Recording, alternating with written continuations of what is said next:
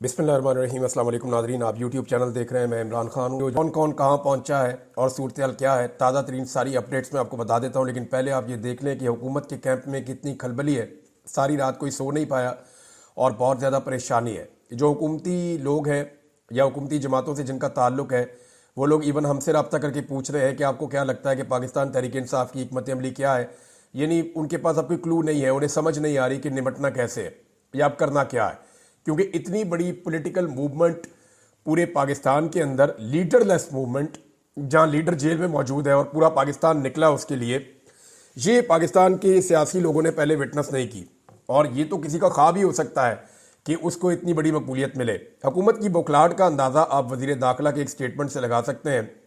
मोहसिन नकवी का स्टेटमेंट है कि आज़ाद कश्मीर का कोई शहरी आईनी पाकिस्तानी शहरी नहीं है।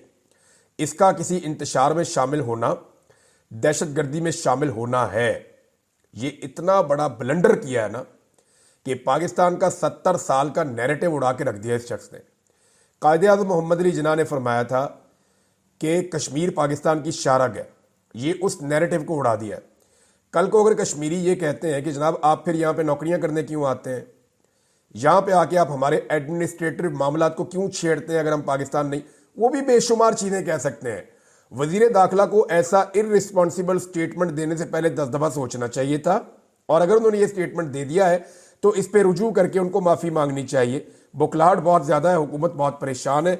जितनी रुकावटें उन्होंने खड़ी की हैं, जितनी फोर्सेज उन्होंने लगाई हैं, उनके हाथ से गेम निकल रहा है। कौन कहाँ पहुंचा ये बताने से पहले मैं आपको ये बता दूं कि ओवरसीज पाकिस्तानियों ने जो तारीख रकम की है उसमें कनाडा और अमेरिका के शहरियों ने भी अपना हिस्सा डाल दिया है। इससे पहले ऑस्ट्रेलिया ने, न्यूजीलैंड ने, जापान में, और जब आप जाते हैं यानी यूरोप की तरफ तो यूरोप के तकरीबन तमाम ममालिक ने। लेकिन जो बड़े एहतजाज हुए मैं उनके नाम ले लेता हूँ। बरतानिया में 10 डाउनिंग स्ट्रीट पे एक नया रिकॉर्ड बना एहतजाज का, बहुत बड़ा एहतजाज था। उसके अलावा एक एहतजाज स्पेन में हुआ है, बार्सिलोना में बहुत बड़ा एहतजाज था। फिर जो एहतजाज किया गया ब्रसल्स में, फिर जो एहतजाज इटली में हुआ है, यानी इटली वाले एहतजाज का तो ऐसा लगता है कि सारे रिकॉर्ड उसने तोड़ दिए। यूनान में एक बहुत बड़ा एहतजाज हुआ है, फ्रांस में बहुत बड़ा एहतजाज हुआ है, बेल्जियम में बड़ा एहतजाज हुआ है, नॉर्वे में बहुत बड़ा एहतजाज हुआ है। तो पूरा का पूरा यूरोप जो है वो वहां से एहतजाज के विजुअल्स भी आ रहे हैं, खबरें भी आ रही हैं। कमाल कर दिया पाकिस्तानियों ने। डोनाल्ड ट्रंप के घर के बाहर एहतजाज किया था पहले, और वहां पे इंफॉर्मेशन शेयरिंग भी की थी उनके साथ, और डोनाल्ड ट्रंप के साथ भी और मौजूदा जो बाइडन एडमिनिस्ट्रेशन के साथ भी पाकिस्तानी ओवरसीज राब्ते में है, और वो उनके साथ कंटिन्यूसली चीज़ें शेयर कर रहे हैं।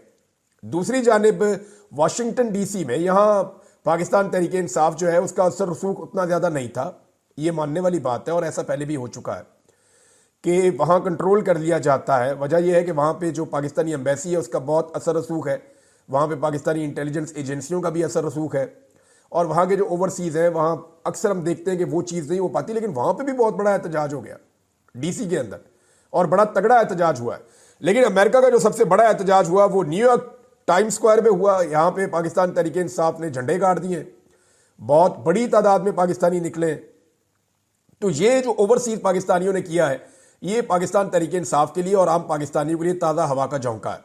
ओवरसीज पाकिस्तानी जिन्हें वोट का हक नहीं मिलता, लेकिन वो पाकिस्तान का हक अदा कर रहे हैं कि पाकिस्तानियों को जो पाकिस्तान में रहते हैं हमने रूल ऑफ लॉ लेकर देना है, जमहूरियत लेकर देनी है, आज़ादी धारे राय लेकर देनी है। हमने उनको उनके बुनियादी इंसानी हुकूक लेकर देने हैं। जुल्म, जबर और फस्तायत हमने पाकिस्तान से फाशिज्म खत्म करवाना है। तो ये जनाब ओवरसीज पाकिस्तानी झंडे गाड़ रहे हैं पूरी दुनिया में और पाकिस्तान के हक में एक तहरीक चला रहे हैं। इसके अलावा जो ओवरसीज पाकिस्तानियों में, मैं एक वाकया भी आपको बता देता हूं। जब बार्सिलोना में आज से 1 महीना पहले पाकिस्तानियों ने एहतजाज किया तो शहबाज गिल वहां पे गए हुए थे। तो शहबाज गिल साहब को मिलने के लिए कुछ इंटेलिजेंस के उनके बंदे आ गए होटल में। अब यानी इस तरह बंदा अगर हो तो उसको परेशानी तो हो जाती है कि ये क्या हो रहा है। तो शहबाज गिल ने जब उनसे बात की तो उन्होंने कहा जी हम जानने आए हैं कि आप कौन हैं और ये इतने बंदे आपने कैसे निकाल लिए, इतने लोग कैसे एहतजाज करने के लिए यहाँ पे स्पेन में निकल आए। तो शहबाज गिल ने उनको सारी स्टोरी बताई। उन्होंने वो इंटेलिजेंस रिपोर्ट जो है वो अपनी हुकूमत को भेजी। उनकी जो वजारत खारजा है उन्होंने शहबाज गिल साहब को बुलवाया। शहबाज गिल साहब से उन्होंने मैड्रिड में मुलाकात की। तो जब शहबाज गिल साहब ने उन्हें सारी चीज़ें बताई तो उन्होंने कहा आपको हमें आगाह करना चाहिए इन चीज़ों के बारे में, इतना सेंटिमेंट है ओवरसीज पाकिस्तानियों का तो हमें पता होना चाहिए था। तो इन्होंने कहा जी कि आप हमारा साथ दें। उन्होंने कहा ठीक है, आप दोबारा एहतजाज की कॉल दें, हम आपका साथ देंगे और इस मरतबा आप एहतजाज करें मैड्रिड में। तो थोड़े दिनों के बाद आप ये देखेंगे कि दिसंबर या जनवरी में मैड्रिड में एक बहुत बड़ा एहतजाज पाकिस्तान तहरीक इंसाफ करने जा रही है, अगर उसकी नौबत रही। लेकिन उससे पहले ही ऐसा लगता है कि हालात किसी और सिमत में चले जाएंगे। बैन अवी मीडिया ने इसकी बहुत कवरेज की है, जो कुछ पाकिस्तान में हुआ, पाकिस्तान में क्या हुआ अब तक, कौन कौन कहां कहां पहुंचा, किसने जिम्मेदारी अदा की और कौन लोग नाकाम रहे, ये सारी चीजें मैं आपको अब अगले 5-10 मिनट में बता दूंगा। एक तो आप ये देख लें कि अल जजीरा ने इसकी कवरेज की है, बीबीसी ने की है, CNN ने की है, तमाम जो आलमी मीडिया है उसने इसकी भरपूर कवरेज की है, तुर्किश मीडिया ने की है, इसको जो है वो जो मीडिया है इसका रशिया का, रशियन मीडिया ने इसकी कवरेज की है, अरब मीडिया ने इसकी कवरेज की है, यूरोपियन मीडिया ने इसकी कवरेज की है, अमेरिकन मीडिया ने इसकी कवरेज की है। तो पूरी दुनिया के दर्जनों जरीदों ने, दर्जनों वेबसाइट्स ने, सोशल मीडिया के ऊपर तो इसकी बड़ी ह्यूज किस्म की एक कवरेज हो रही है। लेकिन जितने भी रवायती मीडिया है, आलमी मीडिया, उसने इसकी भरपूर कवरेज की है सारी चीज की। अमेरिकन मीडिया के मुताबिक और कुछ आलमी मीडिया की रिपोर्टों के मुताबिक अब तक सिर्फ पंजाब के अंदर जो लोग गिरफ्तार हुए हैं उनकी तादाद 4000 से ज्यादा है। यानी पंजाब में मरियम नवाज की हुकूमत ने फस्तायत की इंतहा करते हुए 4000 से ज्यादा लोगों को गिरफ्तार कर लिया है। अब पंजाब की सूरत हाल पे पहले बात करते हैं और खैबर पख्तूनख्वा की सूरत हाल पे बाद में बात करते हैं। रावलपिंडी और इस्लामाबाद को आप नजरअंदाज नहीं कर सकते। वहां के लोगों ने पहले तो सारा दिन थकाया पुलिस को, दौड़ें लगवाई, आंसू गैस की शेलिंग होती रही और बदतरीन शेलिंग रावलपिंडी की तारीख की पहली मरतबा बहुत सारे लोगों ने मुझे बताया कि हमने देखी है। लोगों के घरों के अंदर भी शेल मारे पुलिस ने, आबादियों के अंदर शेल मारे पुलिस ने कि लोग अपने घरों में भी ना रह सके, ये इलाका ही छोड़ के लोग चले जाए, यहां तक किया गया वहां पे। लेकिन लोगों ने बड़ा मुकाबला किया, बार बार निकल कर आते थे, मुकाबला करते थे और फिर रात लेट नाइट लोग वापस चले गए। लोगों को ये पता है कि अभी हमने कल फिर निकलना है। ये टेस्ट मैच है, बल्कि टेस्ट मैच नहीं है, एक टेस्ट सीरीज है जो अभी चल रही है, ये T20 नहीं है। इन्होंने इमरान खान को लेकर जाना है और ये इसी नीयत के साथ आ रहे हैं। मैं आपको बताता हूं, पहले जो पंजाब के लोग हैं जिन्होंने बड़ा कारनामा किया, जिनके काफिले अभी चल रहे हैं या रस्ते में स्टे किया हुआ है और ये लोग आगे बढ़ते चले जाएंगे, इन्होंने बड़ी बड़ी रुकावटें अबूर की हैं। तो इनमें एक ओन अब्बास बप्पी, ये एक बड़े काफिले की क़यादत कर रहे हैं जनूबी पंजाब से और ये अपने काफिले को लीड कर रहे हैं। ये मिड वे में है और ये काफिला लेकर पहुंचेंगे, एक आधा दिन इनको और लग जाएगा। तो ये काफिला अभी तक पुलिस के काबू नहीं आया। वजह यह है इसमें लोगों की तादाद ज्यादा है, तो जब पुलिस से इनका आमना सामना होता है तो ये पुलिस को खुदेड़ देते हैं। लिहाजा ओन अब्बास बप्पी का एक काफिला रस्ते में, हामिद रजा काजमी साहब, इनका जो काफिला है वो भी बड़ा तगड़ा है, वो भी रस्ते में है। कुछ काफिले जनूबी पंजाब से पहुंचे हैं सरगोदा में और सरगोदा में रात गुजारने के बाद वो वहां से निकलेंगे। नईम हैदर पंजूथा साहब, इनका काफिला जो है वो भी रस्ते में है। जरताज गुल वजीर साहबा, इनका आपको मैंने बताया ये कल से ही निकले हुए हैं सुबह से और आज भी ये दोबारा ट्रेवल करेंगे, तो इनको भी पहुंचना है। इनके साथ काफी बड़ी तादाद में लोग हैं, गाड़ियां हैं, बड़ा अच्छा तगड़ा काफिला है। महर अब्दुल सत्तार, इन्होंने तो जनाब तारीख रकम की है, इनको कोई रास्ता नहीं मिला निकलने का, तो इन्होंने रावी क्रॉस किया। अब रावी गाड़ियों समेत कैसे क्रॉस हो सकता है? तो आप में से शायद बहुत सारे लोगों ने ना सुना हो, एक चीज होती है वो रावी के लोग जानते हैं। मैं क्योंकि वहां पे शिकार खेलता था तो मैं अपनी गाड़ियां अक्सर उसके ऊपर क्रॉस करवाता था, उस पर ट्रैक्टर ट्रॉली भी क्रॉस हो जाती है, उसको कहते हैं बेड़ी। हम जितने शिकारी हैं वो सारे उसको बेड़ी को जानते हैं। ये बेड़ी लाके किनारे पे लगाई जाती है, जो बड़ी बेड़ी होती है उसके अंदर 4-4 गाड़ियां इकट्ठी खड़ी हो जाती हैं और वो गाड़ियां क्रॉस कर जाती हैं दरिया को और फिर वो वापस जाती है, फिर और गाड़ियां आती हैं, फिर वापस जाती है और गाड़ियां आती हैं। तो इस तरह महर अब्दुल सत्तार ने अपनी बहुत सारी गाड़ियां जो है वो बेड़ियों के ऊपर क्रॉस करवाई हैं रावी, और वहां से वो शेखुपुरा में दाखिल हुए और अब एक नया रास्ता लेकर वो अपना काफिला लेकर आगे जा रहे हैं। तो महर अब्दुल सत्तार ने भी बड़ी रुकावटें अबूर करके मेन रोड पकड़ लिया। सियालकोट के डार जो है, जिनमें रेहाना डार साहब हैं, उनकी गिरफ्तारी की इतला आ रही थी लेकिन कंफर्मेशन अभी तक नहीं है। उमर डार और रेहाना डार इसको लीड कर रहे थे और भी बहुत सारे लोग हैं। तो ये काफिला भी रस्ते में है और ये भी कोशिश कर रहे हैं कि किसी तरह पहुंचे। कसूर के अंसारी जो है उनका एक बहुत बड़ा काफिला है, उसके बारे में बताया जा रहा है कि वो भी जोर लगा रहा है, वो वापस नहीं गए लोग। शब्बीर कुरैशी और इनके साथी ये जनूबी पंजाब से निकले हैं। ये एक काफिला और है, इसने एक जगह पे भी पड़ाव किया हुआ है और ये भी पहुंचेगा। मियांवाली से उमैर नियाजी का एक बड़ा काफिला था और मियांवाली के वैसे बहुत सारे काफिले थे। मियांवाली से बड़ी दुनिया निकली है और इन्हीं लोगों ने DI खान से आने वाले सबसे बड़े काफिले के रास्ते खोले। वहां पे शाहिद खटक का काफिला आ रहा था, शेर अफजल मरवत के भाई का काफिला आ रहा था, सालार काकड़ का काफिला आ रहा था, उमर अमीन गंडापुर का डीआई खान वाला काफिला आ रहा था, तो वहां पे 7-8 काफिले इकट्ठे होकर एक बड़ा काफिला बना था जो पुलिस के साथ जंग लड़ रहा था एक तरह की। ये जब मियांवाली वालों ने अपनी रुकावटें अबूर की हैं तो ये पीछे से आए तो पुलिस बीच में सैंडविच बन गई। पुलिस खेतों में भागी है, रास्ता खुला, अब ये सारे लोग वहां से निकल गए। रास्ते में 2 रुकावटें और थी, उनको अबूर करने के बाद इन्होंने फतेह जंग इंटरचेंज अभी क्रॉस कर लिया जब मैं वीडियो रिकॉर्ड कर रहा हूं, और ये इस्लामाबाद से कोई 15 किलोमीटर पहले पड़ाव डाल के ये काफिला खड़ा है। और जो क्लेम कर रहे हैं इस काफिले के अंदर मौजूद लोग, वो यानी हर काफिले वाले से अलग बात करें तो वो क्लेम करता है कि 10 से 20 हज़ार बंदा मेरे साथ है। तो ये 7-8 काफिले हैं।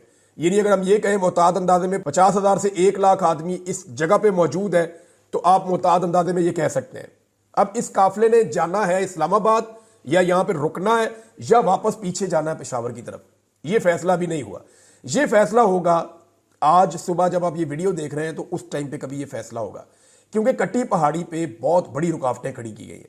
वहां पे इस वक्त एक जंग जैसी सूरत हाल है, और वहां जो फ्रंट के ऊपर लोग मौजूद हैं खैबर पख्तूनख्वा के, मैं उनके बारे में आपको बता देता हूं। वहां पे इस वक्त सुहेल अफरीदी, मीना खान अफरीदी और उमर अयूब खान साहब, इनके काफिले क्योंकि वहां से हज़ारा से पहुंच चुके हैं, ये वहां पे आके कट्टी पहाड़ी पे टकराए हैं, तो ये लोग इस वक्त फुल मुजामत कर रहे हैं। ये मुराद सईद की टीम पूरी की पूरी जो है वो इस वक्त कट्टी पहाड़ी के ऊपर मुजामत कर रही थी, लेकिन फिर वहां पे पाकिस्तान तहरीक-ए-इंसाफ ने अपना पड़ाव डाला है और कट्टी पहाड़ी को उन्होंने क्रॉस करना है। अब देखना यह है कि वो एक तरफ से जोर लगा के उसे क्रॉस करते हैं या पीछे से मदद मांगते हैं। अटक से जो लोग निकले हैं उन्होंने सारा दिन मोटरवे पे कब्जा रखा है, पुलिस को भगा दिया था उन्होंने। अटक का डीपीओ लोग ढूंढते रहे, वो नजर ही नहीं आया। अब ये जो अटक से लोग निकले हैं ये वापस अटक में ही अपने घरों में चले गए, और वो ये कह रहे हैं जी हम दोबारा निकलेंगे। जुल्फी बुखारी साहब की जो फैमिली है, जो यहाँ पे उनके कजन्स हैं, जो उनके बाकी रिश्तेदार हैं, वो यहाँ पे बड़ी ज़बरदस्त उन्होंने लड़ाई लड़ी है। अटक के मैं पहले ये आपको बताना भूल गया था, और बाद औक़ात इन्फॉर्मेशन होती भी नहीं है। फिर मैंने जो ग्राउंड रियलिटीज़ मुख्तलिफ लोगों से इन्फॉर्मेशन ली, तो वो ये है कि अटक के जो 5 MPAs हैं उन्होंने भी बड़ा जोर लगाया, और वो 5 MPAs अपने अपने लोगों को लेकर निकले और कोई एक भी गिरफ्तार नहीं हुआ अभी तक। और फिर जब उन्हें पता चला कि अभी खैबर पख्तूनख्वा वाले बहुत लेट हैं, हमें उनको लेकर जाना है या उनकी मदद करनी है, तो फिर वो वापस गए और उन्होंने नई हिकमत अमली बनाना शुरू की है। वो कल दोबारा निकलकर मोटरवे पे आकर टच करेंगे।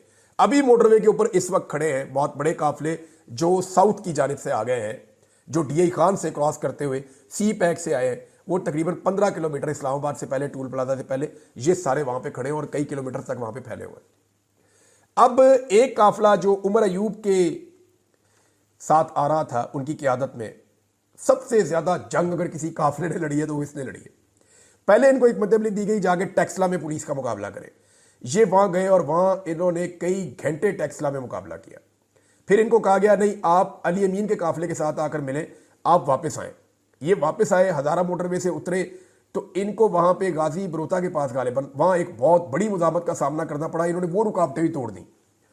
उसके बाद ये अली अमीन के पास पहुंचे, और इस वक्त ये काफिला सबसे आगे था जब ये कट्टी पहाड़ी को जाकर टच किए। तो इस वक्त जो हज़ारा से आने वाले लोग हैं, या सुहेल अफरीदी के साथ जो लोग आए, मीना खान के साथ जो लोग आए, इनकी ड्यूटी है, फजल हकीम वगैरह, ये कट्टी पहाड़ी को इस वक्त क्लियर कर रहे हैं, पुलिस को वहां से हटाने की कोशिश कर रहे हैं। तो मैंने आपको उन लोगों के नाम लिए जिन लोगों ने बड़ा ज़बरदस्त परफॉर्म किया है। और अभी ये टेस्ट मैच चलेगा। अभी लाहौर ने निकलना है, अभी फैसलाबाद ने निकलना है, अभी सियालकोट ने निकलना है, गुजरावाला ने निकलना है, अभी तकरीबन दर्जनों शहरों ने निकलना है, क्योंकि लोग इंतजार कर रहे हैं कि अगली कॉल क्या आती है और किस तरीके से आती है। जब डी चौक पहुंचेगी पाकिस्तान तहरीक इंसाफ, तो उसके बाद एक नया खेल शुरू होगा। और इस मरतबा तहरीक इंसाफ को डी चौक में पहुंचने से रोकना इतना आसान नहीं है। शौकत बसरा साहब एक काफिला लेकर आ रहे हैं, और शौकत बसरा साहब का काफिला भी काफी बड़ा है। वो जनूबी पंजाब से निकलने में कामयाब हो गए अपने इलाके से। पुलिस का घेरा उन्होंने तोड़ दिया था, क्योंकि उनके साथ भी लोग मौजूद थे, पुराने पॉलिटिकल वर्कर हैं, वो समझते हैं इन चीज़ों को। तो शौकत बसरा साहब भी रस्ते में है। फयाज झजड़ा साहब वो भी रस्ते में, जिनके बेटे को टॉर्चर किया गया था प्लास के साथ, और उसकी वीडियो बना के घर वालों को दिखाई गई थी वीडियो कॉल पे। उनकी वालदा को बहुत थ्रेट किया गया था। ये MNA साहब हैं, ये भी जनाब पहुंच गए हैं। जनूबी पंजाब वालों ने बीच में चंद जगहों पे स्टे किया है, और अब वो सुबह से दोबारा आगे बढ़ना शुरू करेंगे। जैन कुरैशी, आमिर डोगर, ये दोनों बुरी तरह नाकाम हुए। ना सिर्फ ये खुद नाकाम हुए, बल्कि इन्होंने अपने पीछे ऐसे लोग भी नहीं छोड़े जो लीड करते हैं, और अभी तक मुल्तान से कोई बड़ा काफिला रिपोर्ट नहीं हुआ। अगर जैन कुरैशी नहीं है तो उनकी बहन कहाँ है, बाकी लोग कहाँ हैं, अभी तक कुछ पता नहीं चल रहा। लेकिन मुमकिन है कि वो लोग मैदान में आ जाए और थोड़ी देर में चीज़ें क्लियर हो जाए जब आप ये वीडियो सुन रहे हो, क्योंकि गिरफ्तार तो कोई भी हो सकता है, लेकिन जिस तरीके से ये गिरफ्तार हुए उस पर कारकुन और अवाम बहुत गुस्से में है। बीसियों नाजरीन ऐसे गुमनाम हीरोज हैं जिनके अभी नाम इसलिए नहीं ले रहे हमने बल्कि आपस में हम डिस्कस कर रहे थे नामों का, तो हमने ये फैसला किया कि अभी उनके नाम नहीं लेंगे क्योंकि सारा टारगेट उनको किया जाएगा। और ये गुमनाम हीरोज ने कमाल किया। लेकिन एक आदमी का मैं नाम लेना चाहूंगा। इस आदमी का पाकिस्तान तहरीक इंसाफ से ताल्लुक कोई नहीं है, ये एक इनकलाबी शायर है सिर्फ। और ये शख्स जो है ये सिर्फ पाकिस्तान की खातिर निकला हुआ है, ना इसका कोई फायदा है ना इसका कोई मफाद है। ये सिर्फ अपने मुल्क के फायदे के लिए निकला हुआ है, अपने जमीर की आवाज पे ये निकलता है। जहां पे लोग थकते हैं और हारने लगते हैं तो ये उनको शायरी सुनाता है और उनको अपने शेर सुना के उनका खून गरमाता है और उनको वापस मैदान में लेकर आता है। ये आदमी लगातार कई दिनों से लोगों को मोटिवेट कर रहा है, कभी बाजारों में, कभी दुकानों पे, कभी ढाबों पे, कभी चाय के अड्डों पे, हर जगह पे ये आदमी जाता है और लोगों से मिलता है। जितनी इसने कंपेन की है इस तहरीक के लिए उतनी शायद पाकिस्तान तहरीक इंसाफ के अच्छे खासे लोग नहीं कर पाए। इसका नाम है अहमद फरहाद। अहमद फरहाद को मैंने हर जगह ग्राउंड पे देखा, हर जगह तकलीफ वाली जगहों पे देखा, लोगों को रेस्क्यू करते हुए देखा, लोगों को मदद करते हुए देखा, लोगों को शायरी सुनाते हुए देखा और लोगों के साथ कंधे से कंधा मिलाकर खड़े हुए देखा। तो अहमद फरहाद का नाम अगर ना लिया जाए तो बहुत बड़ी ज्यादती है। लेकिन एक बात बड़ी क्लियर है कि मुराद सईद का जो असर है और मुराद सईद का जो एक अपना पार्टी के अंदर पूरा एक ग्रुप है नौजवानों का, वो आज भी मुझे ऐसा महसूस हुआ कि खैबर पख्तूनख्वा से आने वाले लोगों में सबसे ज्यादा एक्टिव वही लोग हैं। नाज़रीन, कभी आपने सोचा है कि नवाज शरीफ साहब को ऐसे कारकुन क्यों नहीं मिले? यानी अगर वो गिला करते हैं या रोते हैं तो उनका रोना बनता है मियाँ साहब का। उनका कारकुन आराम मांगता है, खाना मांगता है, चीज़ें मांगता है, पैसे मांगता है, फ़ायदे मांगता है, लेकिन मियाँ साहब के लिए ऐसी कुर्बानी नहीं देता। आप अंदाज़ा करें ना, अभी 24 घंटे हो गए लोगों को अपने घरों से निकले हुए, आंसू गैस के शल भी खा रहे हैं, खाना भी ठीक तरीके से नहीं मिला, नींद भी पूरी नहीं हो रही, फिर भी वो घर नहीं जा रहे। वो पाकिस्तान की आवाज़ बने हुए और पाकिस्तान के लिए लड़ रहे हैं। ये जो 24 करोड़ पाकिस्तानियों का मुकदमा है वो ये लोग सड़कों के ऊपर खड़े होकर लड़ रहे हैं। ये लोग चंद लाख जरूर होंगे लेकिन ये पूरे पाकिस्तान का मुकदमा लड़ रहे हैं और पूरे पाकिस्तान से इकट्ठे होकर पहुंचे हैं। ओवरसीज का नाज़रीन मैं आपको बताना भूल गया कि कनाडा में भी बड़ा अच्छा एहतजाज हुआ है, बड़ा जोरदार तरीके से उनकी पार्लियामेंट के बाहर खड़े होकर ओवरसीज पाकिस्तानियों ने एहतजाज किया है। नाज़रीन, एक चीज और जो मैंने महसूस की है वो ये है कि नौजवान जब रुकावटें अबूर करते हैं तो वो आगे आगे भंगड़े डालते हैं। मैंने कुछ जर्नलिस्ट ने उनसे बात की, लड़कों से, मैंने कहा ये क्या हो रहा है? उन्होंने कहा इमरान भाई ये इमरान खान को लेने आ रहे हैं, इनकी पूरी पक्की नीयत है कि ये इमरान खान को छुड़वा के ले जाएंगे। मैंने कहा यार हाउ इज इट पॉसिबल? तो उसके कानूनी नुक्ते भी होंगे। उन्होंने कहा जी इनको कुछ पता नहीं है, ये इमरान खान को लेने आ रहे हैं, ये पुलिस को भगाते हैं, रास्ता खोलते हैं, आगे जाके भगड़े डालते हैं कि हम अपने लीडर के मजीद करीब पहुंच गए, वो इमरान खान को लेकर वापस जाएंगे। उनके दिमाग में ये चीज बैठी हुई है जो लोग आ रहे हैं। अच्छा, इमरान खान कैसे छूट सकते हैं इसका कानूनी रास्ता भी है, मैं आपको बताता हूं। 27 तारीख तक ये लोग पहुंचेंगे इस्लामाबाद में, 26 को या 27 तक पहुंचेंगे क्योंकि इसमें टाइम लगेगा। आज 25 है, हो सकता है आज और करीब पहुंचे, 26 को हो सकता है वो पहुंच जाए डी चौक में और 27 की सुबह इमरान खान साहब की रिहाई हो सकती है। इसलिए कि वो जो 8 केस जिनमें इमरान खान साहब की गिरफ्तारी डली हुई है, उन 8 केसेस की जो तारीख डली हुई है वो 27 तारीख है और वो लाहौर में लगा हुआ है केस। मुमकिन है वहां इमरान खान साहब को बेल मिले और इमरान खान साहब रिहा हो जाए, क्योंकि फिर एक ही केस रह जाएगा, वो रावलपिंडी वाला मुकदमा है और वो 26 तारीख को उसकी वहां पे समात है और मुमकिन है कि वहां पे इमरान खान साहब की बेल हो जाए या उस मुकदमे में मजीद रिमांड ना दिया जाए। तो इस तरह इमरान खान साहब बाहर भी आ सकते हैं, लेकिन अगर वो बाहर आए तो ये किसी दबाव या डील का नतीजा नहीं होगा, ये एक्चुअली दबाव लोगों ने डाला होगा इंसाफ के हुसूल के लिए। क्योंकि इमरान खान को अगर अभी छोड़ा गया तो ये ऐन इंसाफ का तकाजा होगा, क्योंकि आपने 1.5 साल अंदर रख के उस आदमी से आप कुछ नहीं निकाल सके, सारे झूठे और बोगस मुकदमे जो उसके ऊपर किए गए और पूरी दुनिया में इनके खिलाफ आवाज उठ रही है। तो नाज़रीन, ये अब तक की इतलात थी, मैंने आपके साथ शेयर की है, बाकी चीजें आपको दोपहर को बताते हैं। अब तक के लिए इतने, अपना ख्याल रखिए अपने